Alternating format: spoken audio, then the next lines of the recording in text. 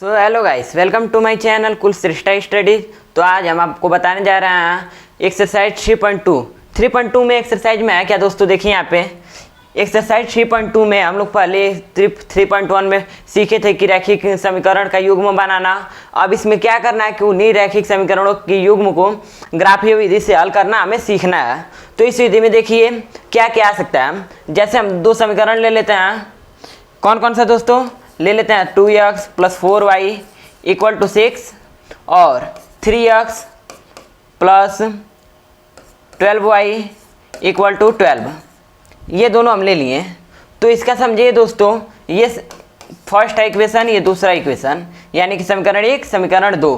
तो यहाँ पे समझिए, यहाँ पे 3 नियम आपको फॉलो करने पड़ेंगे। कितने? 3 नियम। पहला होता है यहाँ पे समझिए a1/a2 और b1/b2 c1/c2।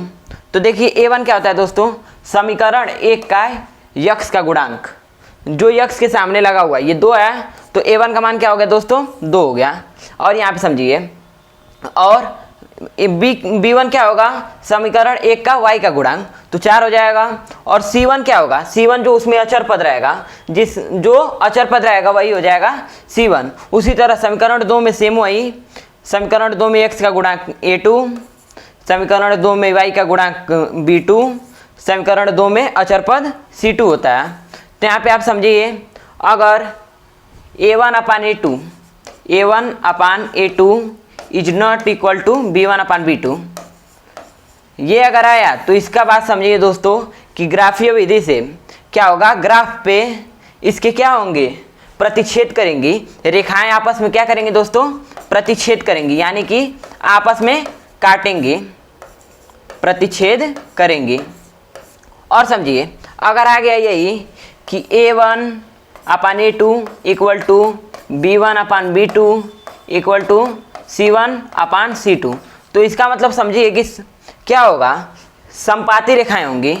क्या होंगी दोस्तों, समपाती रेखाएं, सभी के सभी एक ही जगह मिलेंगी। इसे ही हम लोग संगत भी कहते हैं। क्या कहते हैं, संगत युग्म। और तीसरा समझिए, इसमें क्या होगा, इसके अपरिमित रूप से अनेक हल होते हैं। इसी समीकरण का अनेक से अनेक हल मिलेंगे हमें। x का मान कुछ आएगा तो y का मान कुछ आएगा, ऐसे अनेक हल मिलेंगे। और इसमें क्या होता है दोस्तों, केवल एक हल मिलता है। क्या होता है, इसका केवल एक हल मिलता है, यानी कि अद्वितीय। अद्वितीय कैसा हल मिलता है दोस्तों, अद्वितीय, यानी कि यूनिक हल मिलता है हमें। केवल एक हल मिलेगा, उसके अलावा x का मान यही रखेंगे तो आएगा नहीं, तो y का मान कुछ और रखें तो नहीं आएगा। अब देखिए तीसरा क्या है, यहाँ पे पहला आपको हमने समझा दिया, यहाँ पे दूसरा समझा दिया। अब तीसरा समझिए, तीसरा किस प्रकार आएगा। तीसरा होगा कि a1/a2 = b1/b2। क्या है कि a1/a2 और b1/b2 समान है, लेकिन c1/c2 समान नहीं है, इन दोनों के बराबर नहीं है। तो इसमें क्या होता है, वो असंगत युग्म होता है। क्या होता है दोस्तों, असंगत युग्म। कैसा युग्म होता है दोस्तों, असंगत युग्म, यानी कि इसका कोई हल ही नहीं होगा, इसका कोई हल नहीं होगा। बात आई समझ में। पहला क्या होगा कि a1 और a2 आपस में बराबर ही नहीं होंगे, मतलब कोई आपस में मिलेगा ही नहीं। यहाँ पे 2/3 है, यहाँ 4/12 है, यानी कि 1/3 निकलेगा और ये 1/2 निकलेगा, कहीं मिल ही नहीं रहा है। तो a1/a2 is not equal to b1/b2, यानी कि आपस में प्रतिच्छेद करेंगे और उनका हल कितना होगा, केवल एक हल होगा, बिल्कुल यूनिक हल, अनोखा हल। अब देखिए दूसरा क्या होगा कि तीनों के अनुपात आपस में बराबर रहेंगे। तीनों के अनुपात क्या रहेंगे, बराबर रहेंगे, वो समपाती रहेंगे, आपस में ही मिलेंगे। और उनका क्या रहेगा, उनका युग्म क्या कहलाएगा दोस्तों, संगत युग्म कहलाएगा। अगला तीसरा नियम समझिए, क्या होगा कि दो ठो तो आपस में बराबर रहेंगे, x और y के गुणांक आपस में बराबर मिलेंगे, लेकिन जो अचर पद रहेगा उसका अनुपात आपको बराबर नहीं मिलेगा, तो वो क्या हो जाएगा, असंगत युग्म। इसका कोई हल ही नहीं मिलेगा, x और y का कोई मान ही नहीं रखा पाएगा। अब आते हैं हम, अब मेन टॉपिक आप लोग समझ गए। अब आते हैं हम लोग एक्सरसाइज पे। एक्सरसाइज में समझिए पहला सवाल क्या बोला है, निम्न समस्याओं में रैखिक समीकरणों के युग्म बनाइए तथा उनके ग्राफीय विधि से हल ज्ञात कीजिए। अब देखिए कक्षा 10 के 10 विद्यार्थियों ने गणित की पहली प्रतियोगिता में भाग लिया। यदि लड़कियों की संख्या लड़कों की संख्या से 4 अधिक हो, प्रतियोगी में भाग लिए लड़कियों और लड़कियों की संख्या ज्ञात कीजिए। तो पहला हम लोग लगाने जा रहे हैं दोस्तों, समझिए क्या करेंगे। उसमें बोला है कि कक्षा 10 के कितने बच्चे हैं, 10 बच्चे हैं। उसमें जो है लड़के कितने हैं, लड़के जो है उनका मान लेते हैं यक्स, माना लड़के कितने होंगे, लड़के बराबर यक्स ले लेते हैं हम। क्योंकि बोला है कि लड़कियों की संख्या लड़कों से अधिक है ना, जिससे अधिक बोला जाए या कम बोला जाए उसी को हम लोग मानते हैं। तो हमें लड़कों से अधिक संख्या बोली गई है तो उसी को हम लोग मान लिए यक्स। और देखिए दूसरा, और लड़कियों की संख्या क्या मानेंगे, लड़कियों की संख्या, लड़कियां कितनी होंगी, वाई ले सकते हैं, वाई ले लेते हैं। अब देखिए अगला, तो प्रतियोगी में भाग लिए लड़कों और लड़कियों की संख्या ज्ञात कीजिए। तो आपको यहाँ पे प्रथम शर्तानुसार, यहाँ पे देख लीजिए प्रथम शर्तानुसार क्या पता चल रहा है कि यहाँ कक्षा 10 के कितने विद्यार्थी हैं, 10 विद्यार्थी हैं। उसमें लड़के और लड़कियां हैं, लड़कों की संख्या यक्स, लड़कियों की संख्या वाई। तो इन दोनों का योग कितना आ रहा है, इन दोनों का योग कितना आ रहा है, यक्स प्लस वाई बराबर कितना आ रहा है दोस्तों, यक्स प्लस वाई बराबर आ रहा है आपका 10। ये आपका बन जाएगा समीकरण 1। उसी तरह आप दूसरा वाले से, यानी कि द्वितीय शर्तानुसार समझिए कि क्या बोला है, लड़कों की संख्या लड़कियों की संख्या जो है, लड़कियों की संख्या लड़कों से 4 अधिक है, यानी कि y का मान जो है यक्स से 4 अधिक है। y बराबर यक्स प्लस 4, y बराबर दोस्तों यक्स प्लस 4। ठीक है, तो अब इसे हमें क्या करना है, ग्राफीय विधि से हल करना है। तो इसीलिए हमें पहले क्या करना पड़ेगा, इनका ज्यामितीय रूप पता करना पड़ेगा। तो देखिए समीकरण 1 के लिए ज्यामितीय रूप कर लेते हैं हम, ये समीकरण 1 के लिए और ये समीकरण 2 के लिए ज्यामितीय रूप। ठीक, तो यहाँ पे समझिए, यहाँ पे यक्स और वाई, और यहाँ पे भी सेम वही कर लेंगे, ज्यामितीय रूप प्राप्त करना है। यहाँ पे यक्स और यहाँ पे वाई, दो हल निकाल लेते हैं, हमारा उतने में सॉल्व हो जाएगा। तो यहाँ पे हम लोग चेक करते हैं कि इतना हल कितना आ सकता है। यहाँ पे देखिए जो है 1/1 जो है कि इसका कोई हल ही नहीं निकल रहा है। क्या हो रहा है दोस्तों, जो है इसका a1/a2 आएगा 1/1, और b1/b2 क्या आएगा दोस्तों, y जो है किसके बराबर है, इसके।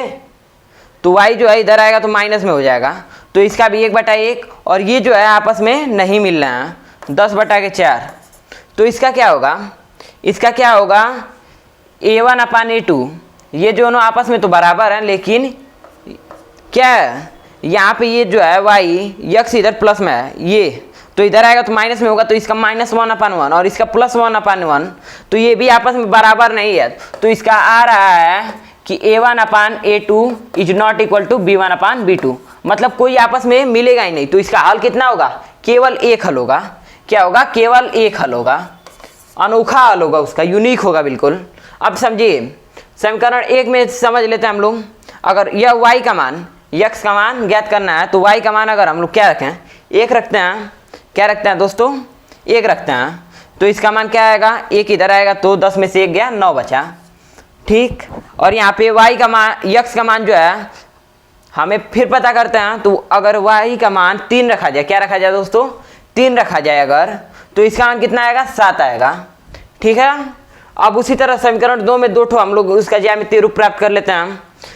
y बराबर यक्स प्लस 4, तो यहाँ पे y का मान हम लोग ज्ञात करते हैं, ये अगर यक्स का मान 1 रखा जाए, क्या रखा जाए दोस्तों, 1 रखा जाए यक्स का मान, तो y का मान क्या निकलता है, y का मान क्या निकलेगा, 4 1 5 निकलेगा। क्या निकलेगा दोस्तों, 4 1 5 निकलेगा। अगर y का मान फिर से एक बार प्राप्त करते हैं, यक्स का मान अगर 3 रखा जाए, क्या रखा जाए, 3 रखा जाए, तो क्या निकलेगा, अगर y का मान क्या रखा जाए दोस्तों, यहाँ पे 7 आएगा, इसका भी, इसका मान अगर 3 रखा जाए तो यहाँ पे 4 3 7 आ गया। अब देखिए दोनों हल हमें प्राप्त हो गए। अब इसको हम लोग चेक कर देते हैं, ग्राफीय विधि पे लिख देते हैं। क्या करते हैं, केवल ग्राफीय विधि से हल कर देते हैं इसे। ग्राफीय विधि अधिक से अधिक कितनी जा रही है, 3 और 7, यक्स का मान अधिक से अधिक 7 जा रहा है।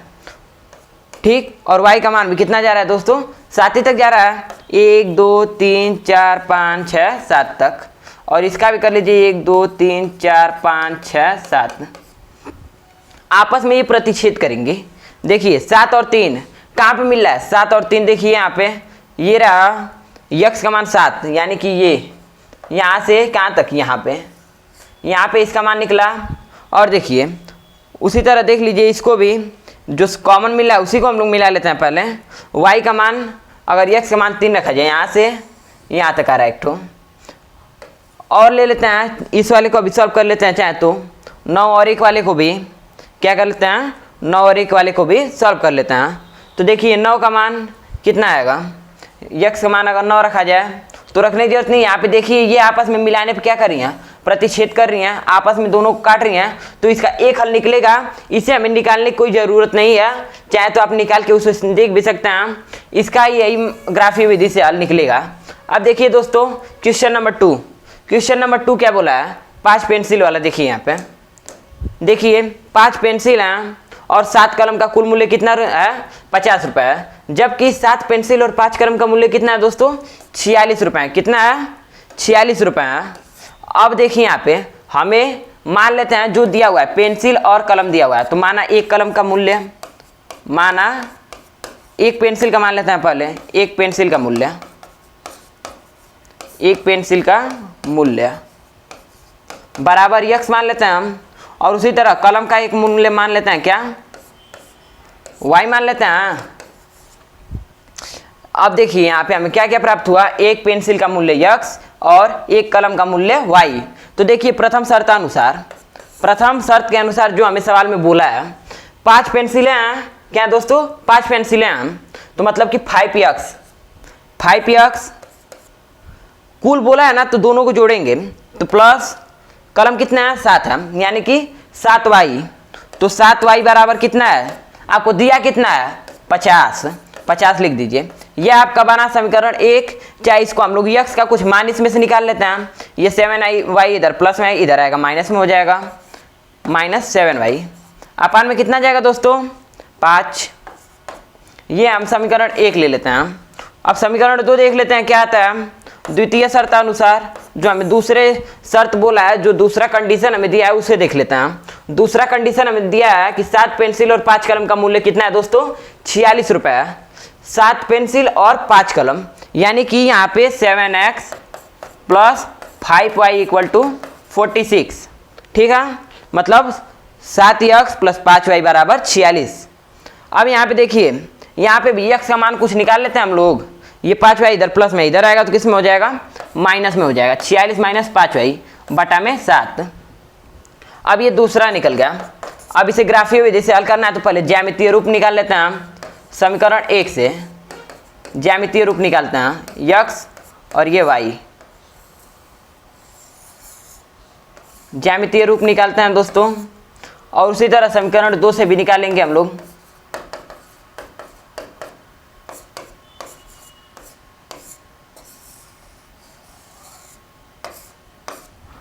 देखिए हम क्या करते हैं, केवल दो ही मान निकालते हैं।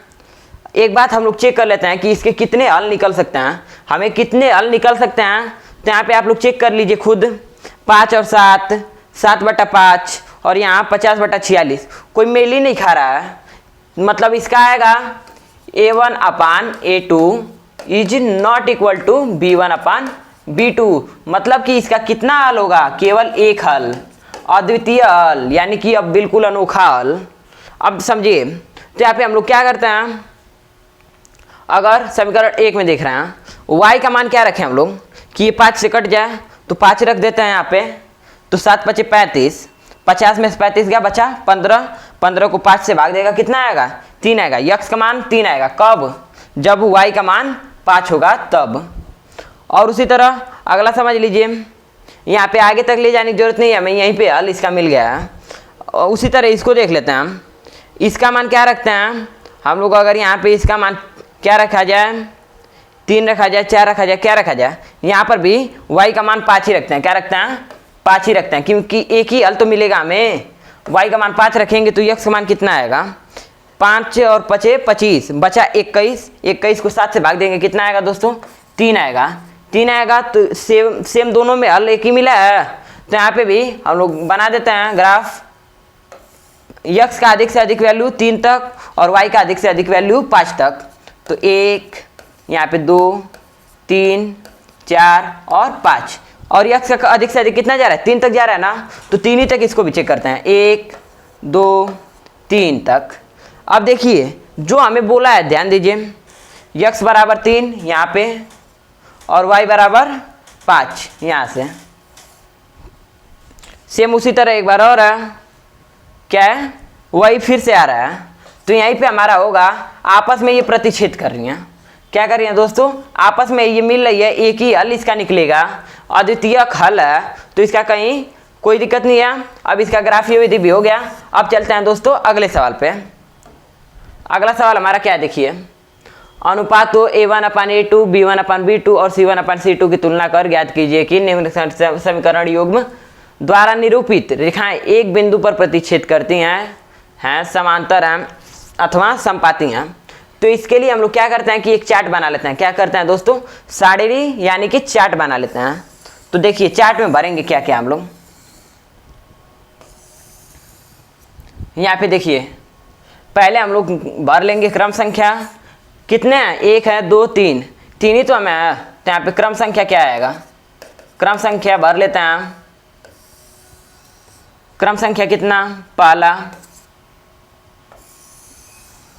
ये क्रम संख्या दूसरा, यहाँ पे क्रम संख्या तीसरा। अब इस तीनों के समीकरण यहाँ पे लिख लेते हैं, यानी कि रैखिक युग्म, समीकरण का मतलब रैखिक युग्म जो है, रैखिक युग्म में क्या क्या दिया है, 5x - 4y, 5x - 4y equal to 8, वो भी -8, ये इधर प्लस में इधर आएगा माइनस ही में हो जाएगा, उसको पहले भी कर लेते हैं, कोई दिक्कत नहीं है, चाहे आप बाद में भी इसे कर सकते हैं। क्या करते हैं दोस्तों, इसके बाद में ही कर लेते हैं हम लोग। देखिए 5x - 4y + 8 इक्वल टू 0। उसी तरह इसको देखिए 7x + 6y - 9 इक्वल 0। दूसरा लिख लीजिए 9x + 3y + 12 और इसका 18x + 6y + 24। अब देखिए तीसरा लिख लीजिए 6x और यहाँ पे a2 का मान 2x - 3y - y + 10 और यहाँ पे +9। अब देखिए इसे हम लोग क्या करते हैं, फिर यहाँ पे a1/a2, यहाँ पे b1/b2 कर लीजिए, क्योंकि इन्हीं सबकी तो तुलना करना है हमें, और यहाँ पे c1/c2 कर लीजिए, और यहाँ पे लिख दीजिए तुलना, तुलना लिख दीजिए यहाँ पे। और यहाँ पे क्या होगा, हमें क्या करना है, तो ग्राफीय निरूपण, आपस में समांतर रहेंगी, समपाती रहेंगी, यानी कि या कि प्रतिच्छेद करेंगी। तो यहाँ पे ग्राफीय निरूपण कर लेंगे, ग्राफीय निरूपण, ठीक है दोस्तों। अब देखिए a1/a2 5x/7, 5/7 a1/a2 का मान निकला। उसी तरह ये माइनस, ये प्लस, -4/6 और ये +8 है, यहाँ -9 है, प्लस मतलब प्लस लिखने की जरूरत नहीं है, 8/-9। तो यहाँ पे देखिए कोई आपस में मेल खा रहा है, बिल्कुल नहीं, तो यहाँ पे हम लोग डायरेक्ट लिख देंगे a1/a2 is not equal to b1/b2। तो यहाँ पे हमने आपको बताया था क्या, यहाँ पे हमने आपको बताया था, यहीं पे क्या बताया था दोस्तों, कि अगर a1/a2 b1/b2 बराबर ना हो तो ये आपस में क्या करेंगी, प्रतिच्छेद करेंगे। क्या करेंगे दोस्तों, आपस में प्रतिच्छेद करेंगे। तो यहाँ पे समझिए प्रतिच्छेद करेंगे, यहाँ पे लिख देते हैं प्रतिच्छेद करेंगे, प्रतिच्छेद करेंगे। अब समझिए दूसरा लिख लेते हैं 9/18, 9/18 3/6 और ये 12/24। इन सबको हम लोग कटाएंगे तो 1/2 सब में निकलता जाएगा। तो क्या हो रहा है, a1/a2 बराबर b1/b2 बराबर c1/c2। तो ये क्या हो रहा है, यहाँ पे ध्यान दीजिए, हो क्या रहा है कि तीनों आपस में बराबर है, तो ये क्या होंगी, समपाती होंगी, आपस में संगत होंगी। तो यहाँ पे लिख लेते हैं समपाती। क्या होगा दोस्तों, समपाती होगा। अब तीसरा देखिए क्या होगा, यहाँ पे 6/2, 6/2, यहाँ माइनस माइनस कट जाएगा आपस में, 3/1 और यहाँ पे देखिए यहाँ 10/9, 10/9। यहाँ पे समझिए ये जो है दोनों आपस में बराबर है, लेकिन ये बराबर नहीं है। तो A1/A2 इक्वल टू B1/B2, लेकिन C1/C2 इन दोनों के बराबर नहीं है। तो यहाँ पे आप ध्यान दीजिए ये क्या होंगी, हमें ये जो होंगी समांतर होंगी, आपस में इस प्रकार काटती हुई चले जाएंगी, आपस में कहीं मिलेंगी नहीं, तो इन्हें कोई हल ही नहीं निकलेगा। तो ये क्या होंगी, समांतर लिख देते हैं हम। अब यहाँ बात को समझ लीजिए, अगर कोई भी समीकरण आपस में समांतर बना रहे हैं ग्राफीय पे तो उनका कोई हल नहीं होगा। और देखिए अगर समपाती हैं तो उनका अनेक हल होगा, कितना, बहुत सारे हल निकलेंगे। अगर प्रतिच्छेद करेंगी आपस में, कहीं ना कहीं आपस में काटेंगी, तो इनका क्या होगा दोस्तों कि इनके क्या होंगे, कोई यूनिक हल निकलेगा, बिल्कुल केवल एक हल। इसके तरह अनेक हल नहीं निकलेंगे, समपाती में अनेक हल निकलेंगे, इसमें केवल एक हल निकलेगा और इसमें हल निकलेगा ही नहीं। अब देख लेते हैं, इसमें कोई दिक्कत नहीं होनी चाहिए। अब देखते हैं अगला सवाल दोस्तों क्या है हमारा। अगला सवाल दिया हुआ है अनुपातों की तुलना कर। यह आपको हमने बताया पिछले ही में, तुलना कर ज्ञात कीजिए कि निम्नलिखित समीकरणों के योग में संगत हैं या असंगत हैं। तो हम आपको बता देते हैं कि संगत किसे कहते हैं, संपाती आपस में मिलने चाहिए सबको। संगत का मतलब कि जैसे कई सारे दोस्त हैं आपस में सब मिले हुए हैं, उनकी संगत है, तो क्या हो रहा है, कोई ये काम करेगा तो वो भी वही करेगा।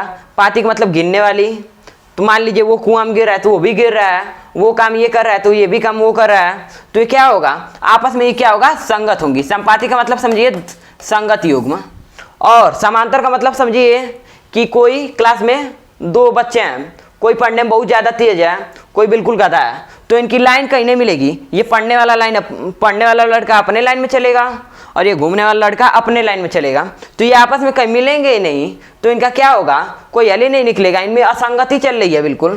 तो समांतर का मतलब समझिए दोस्तों असंगत युग्म, असंगत युग्म, इनमें कोई हल ही नहीं निकलेगा, जो समीकरण दिया रहेगा उसमें कोई हल नहीं निकलेगा। ठीक है, अब आगे चलिए, हम अब चेक कर लेते हैं कौन क्या है।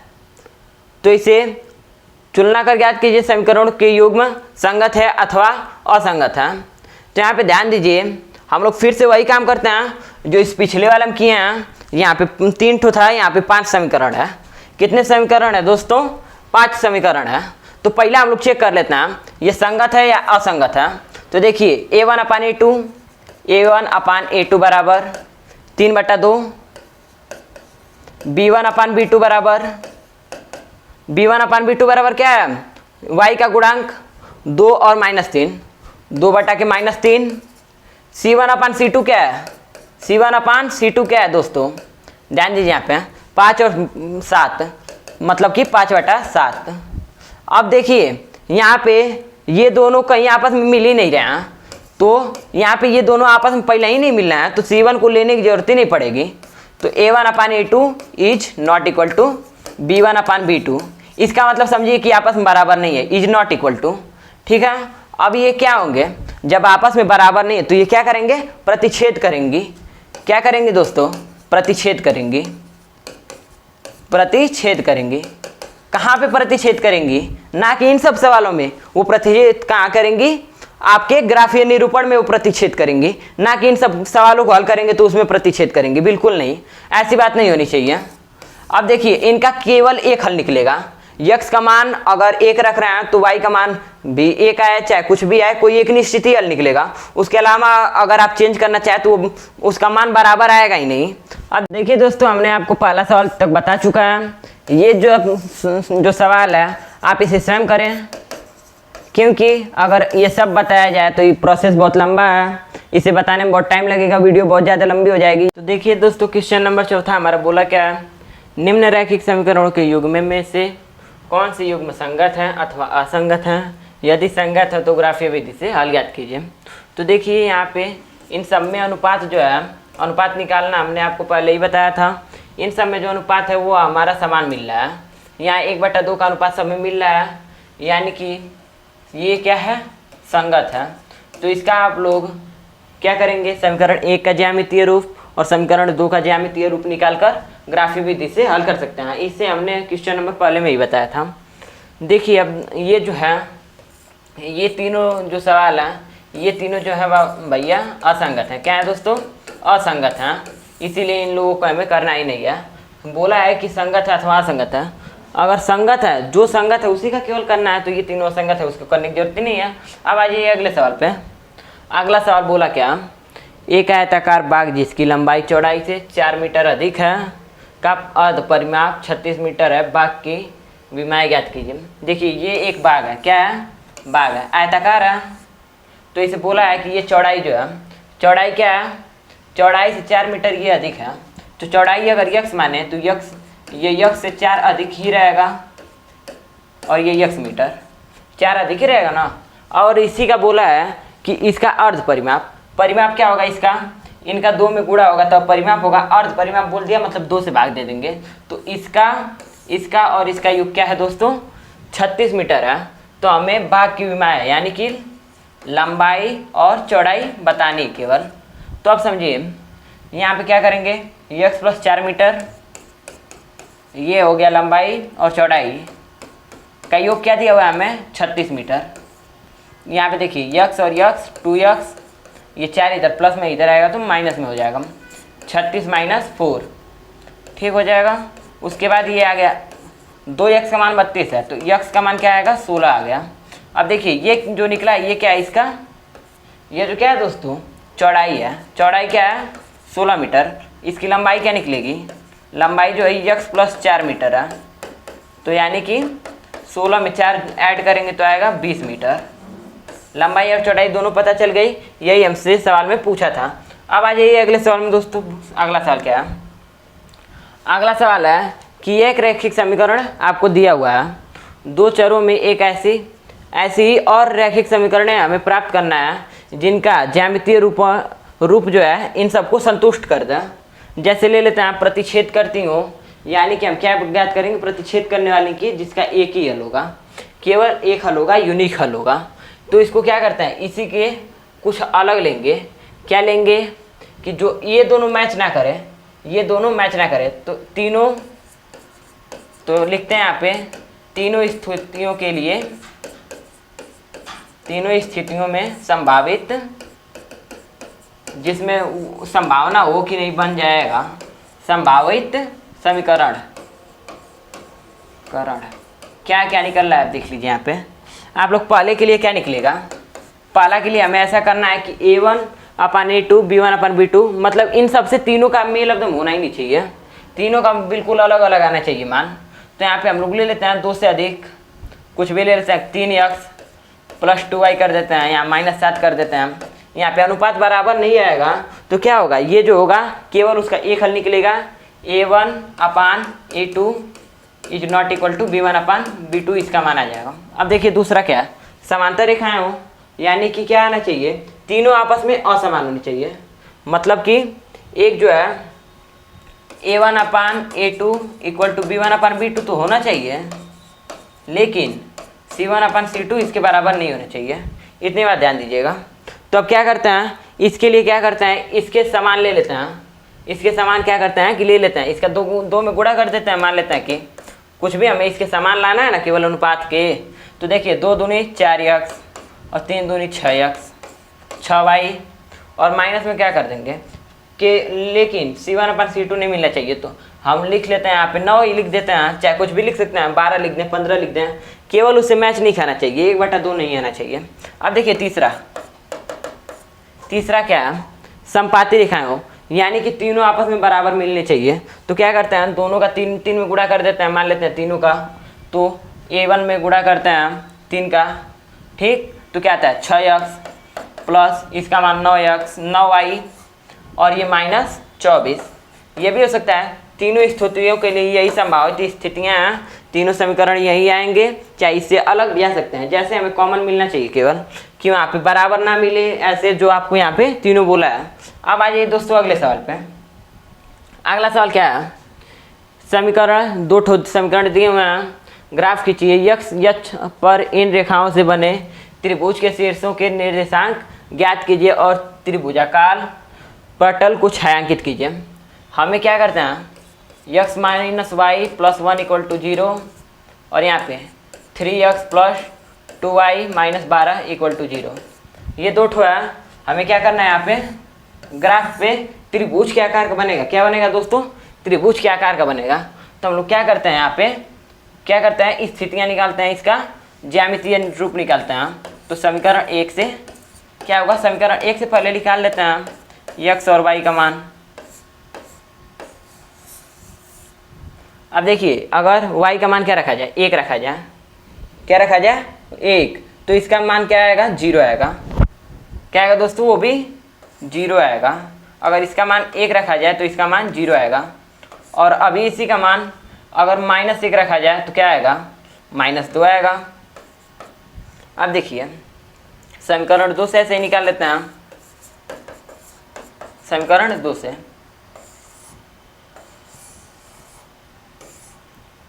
x y। अब देखिए यहाँ पे क्या करते हैं, जो है हम लोग कुछ भी यहाँ पे x का मान पहले एक बार देख लेते हैं। तो यहाँ 12 इधर माइनस में इधर आएगा, प्लस में हो जाएगा, ये इधर प्लस में इधर आएगा माइनस में, बटा में 3 कर लेते हैं। देखिए इसका क्या मान रखें, अगर 3 इसका मान रखें, क्या रखें दोस्तों, 3 रखें, तो इसका मान क्या आएगा, तो आएगा इसका मान 6, यानी कि x का मान 2 आएगा अगर इसका मान 3 रखें तब। और अगर 0 रखा जाए तो इसका मान क्या आएगा, 4 आएगा। अब देखिए यहाँ पे हम लोग क्या करते हैं, सबसे अधिक जो गया x का मान सबसे अधिक 4 बार गया है और y का सबसे अधिक 3 बार गया है प्लस में। यहाँ पे 1 2 3 4 5, इधर भी ले लेते हैं 1 2 3 4 5, इधर माइनस में ले लीजिए, -1 -2 -3 -4। अब बताया जाए आगे, तो समझिए यहाँ पे करना क्या है, इसको क्या करना है दोस्तों।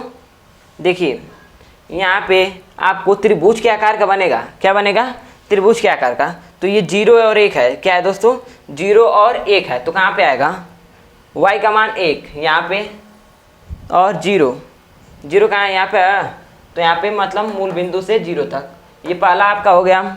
और देखिए यहाँ पे देख लेते हैं 4 और 0 है, 4 और 0 यहाँ पे मिलेगा और 2 और 3 का मिलेगा, यहाँ से x का मान 2 और यहाँ पे 3। तो यहाँ पे देखिए ये क्या कर रहा है, त्रिभुज की आकृति बना रहा है। तो इन्हीं सबके निर्देशांक हमें लिखने बोला है। क्या करना है दोस्तों, निर्देशांक लिखना है। तो क्या करते हैं, इनके निर्देशांक लिख दीजिए। यहाँ पे इसका निर्देशांक क्या आया था, 0 और 1 0 1, और इसका क्या आया 2 3, इसका क्या आया 4 0। तो आपका यहीं पे एक्सरसाइज 3.2 समाप्त होती है। ऐसे ही और वीडियोस के लिए हमें लाइक करें और सब्सक्राइब करें।